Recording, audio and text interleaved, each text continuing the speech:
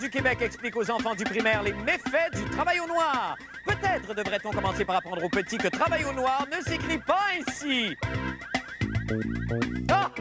Moi, quand je me mets dans la tête de dénoncer le système d'éducation, je suis pas arrêtable. Et à la météo, la maman d'Isabelle Maréchal. Oui, Isabelle Maréchal a une mère. Bizarre. Moi, j'ai toujours cru qu'elle était arrivée dans un emballage de plastique avec sa roulotte, une robe de rechange et son cavalier Ken. C'est une blague. Bonne fin du monde, mesdames et messieurs. Tout d'abord, des nouvelles de moi que je suis génie. Mon premier ministre me fait tellement honte. Et pourquoi me fait-il honte? Lui qui d'ordinaire a tellement de classe, de culture et de savoir-vivre qu'on peut facilement le qualifier de monsieur. Ben voilà que dans ce voyage qui l'amène au Proche-Orient, il ne cesse d'accumuler les bourdes et de s'enfarger dans les fleurs du tapis de Turquie. Oh, que je suis en forme ce soir. Ne pourrions-nous pas profiter du voyage de Jean Chrétien pour, je sais pas moi, changer les serrures du Canada? Ah, quelle belle expression. Oh, excusez-moi, j'étais parti ailleurs pendant quelques instants.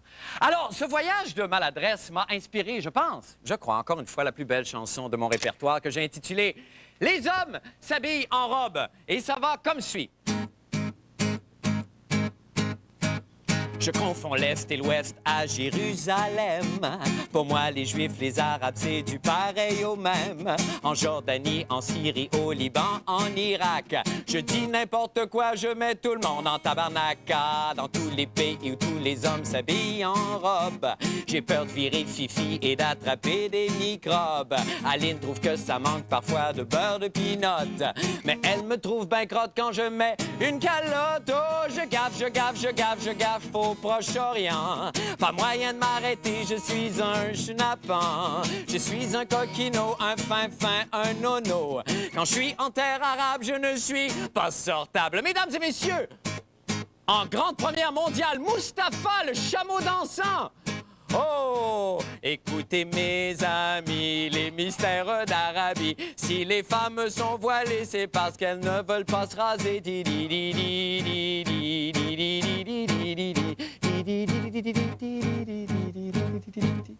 C'est magnifique. Au mur des lamentations entre les pierres usées. Pour faire une farce, moi j'ai mis de la potée. J'ai commis un impair en Palestine. Gaza pour moi c'est de la sauce à hot chicken. Oh, entre mes deux doigts, moi j'ai mis mon gros pouce.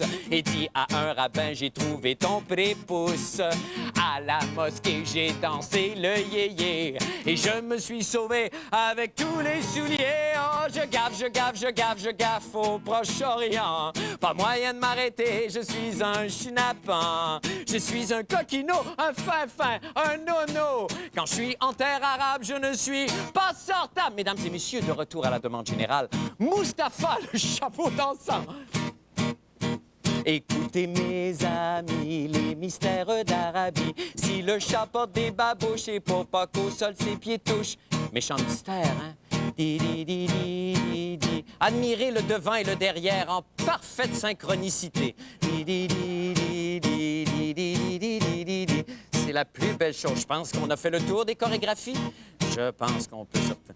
Oh non, enfin, on insiste, bravo! Je gaffe au Proche-Orient. Pas moyen de m'arrêter, je suis un schnappant. Je suis un coquino, un fin, un nono. Quand je suis en terre arabe, je ne suis pas sortable. Oh, je gaffe. Yes! Comme, bravo! Bravo à Mustapha, évidemment!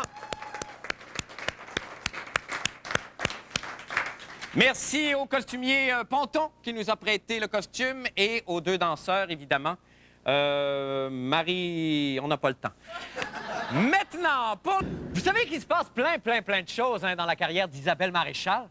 C'est dans les journaux partout cette semaine. Elle va remplacer Yvan Cournoyer. Moi, j'en reviens pas. D'abord, elle patine comme une fille. Oh, une fille. Et pour ce qui est de tenir un bâton, je m'excuse. Je ne sais vraiment pas ce que le Canadien a pensé dans cette affaire-là. D'autant plus que Cournoyer joue plus depuis au moins 20 ans. C'est pas de cette façon qu'on va gagner la Coupe Grey, hein? Bon, là, je sais pas, mais quelque chose me dit qu'on va bientôt me parler dans l'oreille grâce à cet appareil fictif que je fais semblant de porter depuis au moins 3 ans, au moins, et qui ne me sert que lorsque je veux faire du temps. Et genre, quoi? Oui, un instant, on me... Quoi? Oh, Marcel Marceau peut aller se rhabiller. Oui, quoi? On me dit que ce n'est pas Yvan Cournoyer, mais bien Jean Cournoyer, l'animateur de radio. Ah, me semblait...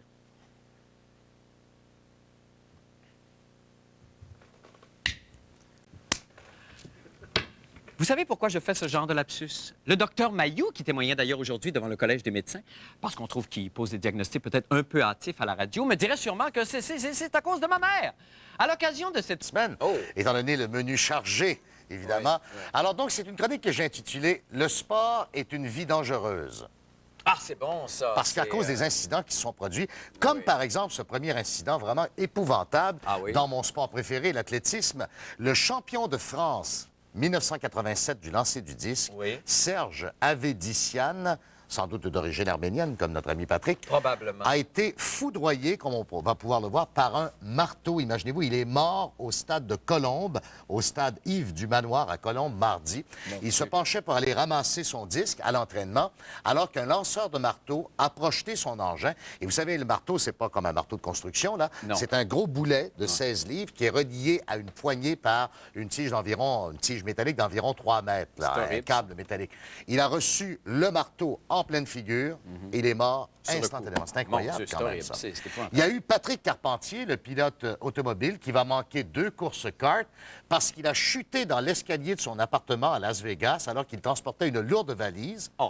Alors, il est tombé et voulant se protéger avec son poignet, s'est fracturé le poignet. Ah, c'est triste, c'est triste. Mais ça a quelque chose un petit peu cocasse quand même, si je peux me permettre. Un petit peu cocasse quand même, c'est ça. Il va manquer au moins 2 grands prix. Ah, bon, OK, d'accord. Jacques Villeneuve, hier, roulait à 300 km/h en essai privé sur le circuit anglais de Silverstone, quand soudainement est apparu sur la piste un renard.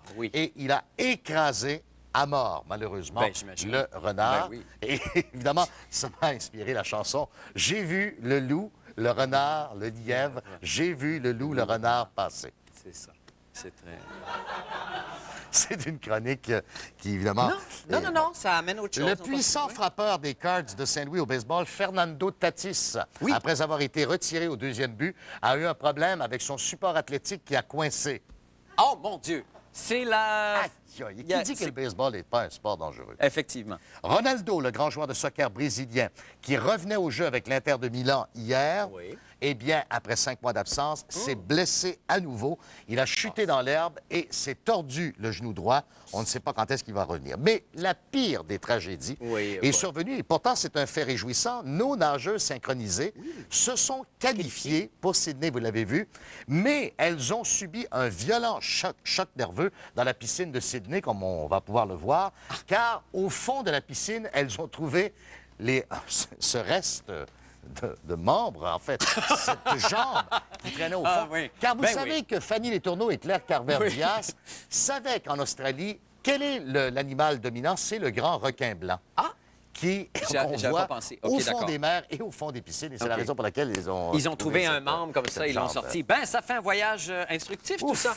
Oh là là! Je savais que j'en avais une mauvaise dans le système. Maintenant, c'est passé. Voyons donc. Merci beaucoup, Paul. Et demain. Oh, Seigneur, une invention demain. Nous allons faire une petite pause et nous revenons avec le mot de la fin. Et Madame Maréchal à la météo spéciale météorologique se poursuit. Nous avons invité évidemment toutes nos mères à venir nous dire le temps qu'il fera. Et ce soir, nous recevons la mère de cette jolie petite personne. Isabelle Maréchal, évidemment, l'enfant à la rose, comme c'est écrit ici. Madame Janine Maréchal. Janine, bonsoir. Bonsoir, Marc. Comment allez-vous? Ça va très bien, Marc. Alors, commençons d'abord par le temps qu'il fera. Janine, s'il vous plaît. Alors, le ciel sera variable demain, avec un maximum de 8 et un minimum de 0. Vous êtes aussi articulée et précise que votre fille, hein?